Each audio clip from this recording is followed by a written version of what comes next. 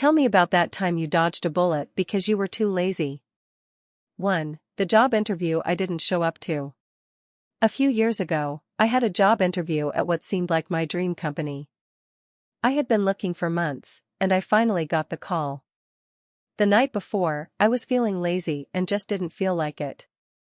So, I set my alarm, but then snoozed it. By the time I woke up, I was too late. I didn't even bother calling. 2 weeks later, I found out the company had a massive layoff after that round of interviews. It turns out, the position I was supposed to be hired for was eliminated within a month. Dodged a bullet there. Sometimes, procrastination is a blessing in disguise. 2. The group project I almost did, but didn't. Back in college, I had this group project that I was supposed to work on over the weekend. I wasn't feeling motivated and ended up procrastinating until the day before it was due. When I finally checked in with the group, I realized everyone else had done the entire project. They had even put together a presentation and printed out all the materials. I got off easy. They thanked me for helping with the research, which I didn't actually do, and the professor gave us an A because the project was so well done.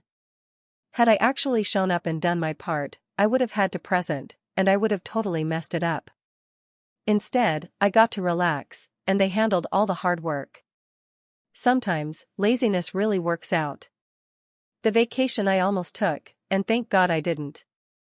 A few years ago, I was working at a startup, intense hours, high stress, and way too much caffeine.